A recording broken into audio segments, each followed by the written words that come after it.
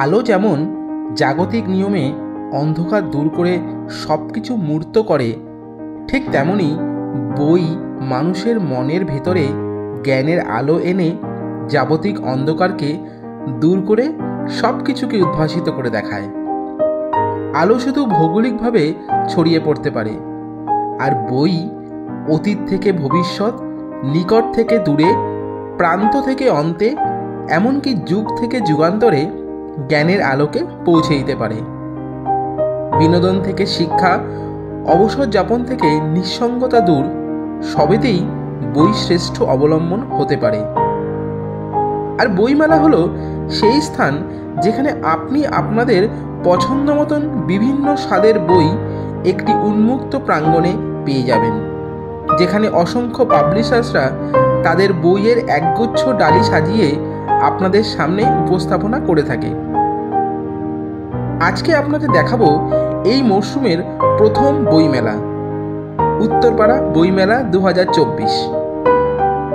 যারা আমাকে এখনো পর্যন্ত চেনেন না তাদের উদ্দেশ্যে বলি, আমি কল্যাণ, আর আপনারা দেখছেন পল অ্যান্ড ফ্যামিলির বইমেলা blogging. Good afternoon everyone, welcome back to the channel to another brand new blog. আমাদের এই ব্লগে শীতকালের জন্য অনেকগুলো মেলার কিন্তু রিভিউ আমরা দিয়েছি, যেমন মিলন মেলা একটা রিভিউ দিয়েছিলাম, আর কিছুদিন আগে আমরা আমাদের গ্র্যান্ড ট্রেড ফেয়ার যেটা ছিল সেখানে রিভিউ দিয়েছি। সেটা সবকটাই কিন্তু কলকাতা বেসে। তবে আজকে আমি তোমাদেরকে এমন একটি মেলা দেখাবো যেটা কিন্তু কলকাতা বেসে নয়, সেটা কিন্তু অ্যাকচুয়ালি মফস্বল বেসে।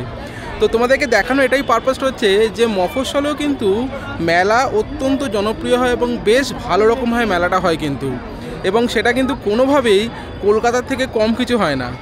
আজকে আমি যেখানে দাঁড়িয়ে আছি সেটা হচ্ছে উত্তরপাড়া। মফস্বলের উত্তরপাড়ার সম্বন্ধে আশা করি তোমরা সবাই জানো, হুগলির মেন লাইনের পরে এই উত্তরপাড়া।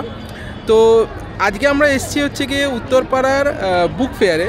এটা 2024-এ 8ই ডিসেম্বর থেকে, এবং এই মেলাটা চলবে হচ্ছে গিয়ে 15ই ডিসেম্বর পর্যন্ত।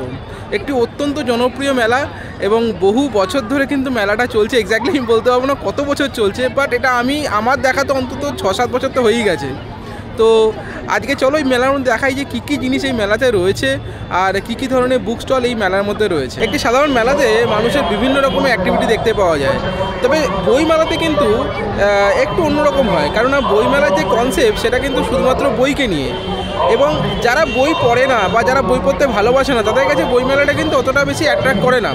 কিন্তু আমি পার্সোনালি বলতে পারি যে উত্তরপাড়া বইমেলা এমন একটি বইমেলা যেখানে এই মুহূর্তে আমি যদি একবার ক্যামেরাটা প্যান করে দেখাই, দেখতে পারবে যে প্রত্যেকটা কাউন্টারে প্রচুর পরিমাণে কিন্তু লোক এখানে রয়েছে। প্রত্যেকটা কাউন্টার কিন্তু পুরোপুরি ভরে রয়েছে।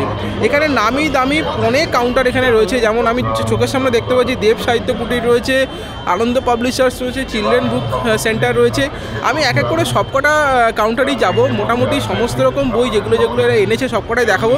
তবে শুধু একটাই জিনিস বলার, যে এখানকার মানুষেরা বইমেলাকে এত বেশি সাপোর্ট করে যে আজকে কিন্তু এই বইমেলাটা বছরের পর বছর ধরে কিন্তু এই উত্তরপাড়ার এই সিএ মাঠে কিন্তু হয়ে আসছে। প্রথম যে স্টলটায় গেলাম তার নাম দেব সাহিত্য কুঠির। ছোটবেলার সেই শুকতারা মনে আছে? আজকে এই স্টলে গিয়ে আবার আমি ছোটবেলার সেই শুকতারার বইয়ের কালেকশনগুলো দেখে খুব খুশি হলাম। সময় যতই এগোক না কেন, ছোটদের শুকতারার কিন্তু কোনো বিকল্প নেই। পাশের স্টলটি ছিল মিত্র অ্যান্ড ঘোষ পাবলিশার্স। এদের বইগুলোর মধ্যে পেলাম উমাপ্রসাদ মুখোপাধ্যায়ের ভ্রমণ অবনিবাস, শঙ্কু মহারাজের হিমালয়, চোখে পড়ল বিভূতিভূষণ বন্দ্যোপাধ্যায় ও তারাদাস বন্দ্যোপাধ্যায়ের একটি জনপ্রিয় চরিত্র তারানাথ তান্ত্রিকের সমগ্র। এরপর চোখ গিয়ে আটকালো আমাদের সবার প্রিয় আনন্দ পাবলিশার্সের স্টলে। আনন্দ পাবলিশার্সে গিয়ে পেলাম সেই আমাদের দুঃসাহসী টিনটিনকে। চোখে পড়ল শরদিন্দু বন্দ্যোপাধ্যায়ের অমর সৃষ্টি ব্যোমকেশের কার্টুন বই, আরও কত কি। টেনিদাকেও পেলাম এদের সবার মাঝে। পাশেই ছিল সুচিত্রা ভট্টাচার্যর মিতিন মাসি সমগ্র। নারায়ণ গঙ্গোপাধ্যায়, শীর্ষেন্দু মুখোপাধ্যায়ের কিশোর সমগ্র গল্পও ছিল। অর্জুনকে ভুলে যাননি তো? সেও কিন্তু ছিল এদের মাঝে। ঠিক তার পাশের স্টলটাই ছিল পত্রভারতী। এটিও কিন্তু একটি অত্যন্ত জনপ্রিয় পাবলিশার্স, যেখানে রাখা ছিল আমাদের সবার প্রিয় চাঁদের পাহাড়, ছিল ঠাকুমার ঝুলি, সুবর্ণ জয়ন্তীর কমিক সমগ্র 1, 2, 3, 4 সবকটাই আমি একটু পাতা উল্টে পাল্টে দেখলাম। এছাড়াও ছিল অনেক রকমের বড়দের বইও। পরবর্তী স্টলটা ছিল দেশ পাবলিশিংয়ের। উফ, কত রকমের যে ভূতের গল্পের বই একটু উল্টে পাল্টে দেখতে লাগলাম। মন করছিল একটা কিনে নিই, তারপরে ভাবলাম সময় কই এখন বাড়িতে বই পড়ার। নজর কাড়ল মহানায়কের একটি বায়োগ্রাফিতে। একবার বইয়ের সম্ভারটা দেখুন, কথা দিচ্ছি চোখ ফেরাতে পারবেন না।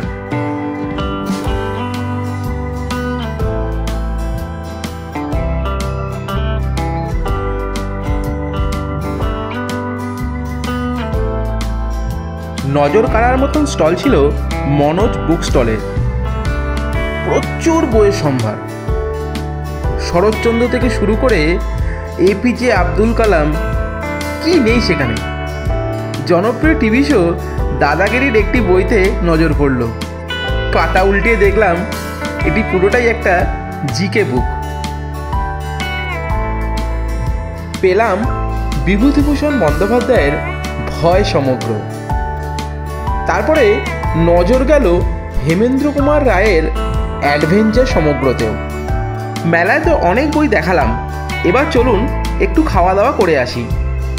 ছিল মুম্বাই স্টাইলে পাওভাজির দোকান, পপকর্ন আর হাওয়াই মিঠাইয়ের দোকান।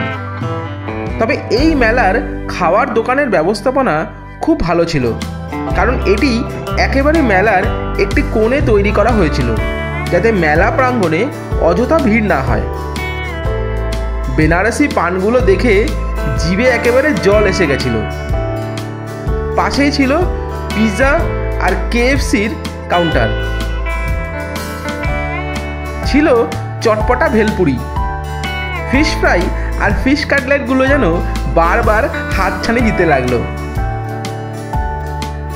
শীতকাল মানেই পিঠা, আর সত্যি বলছি মেলাতে দাঁড়িয়ে ভাপা পিঠে খাওয়ার মজাই আলাদা।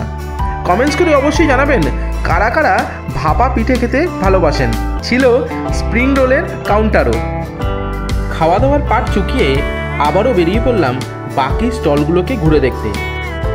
একটি স্টলে গিয়ে দেখলাম সেই পুরনো দিনের আনন্দমেলা আর শুকতারার বইগুলো, একটা নস্টালজিয়া ফিলিং কিন্তু।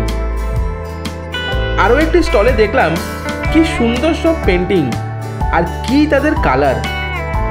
ছিল বিভিন্ন রকমের পেন্টিং আর স্কেচের বইও।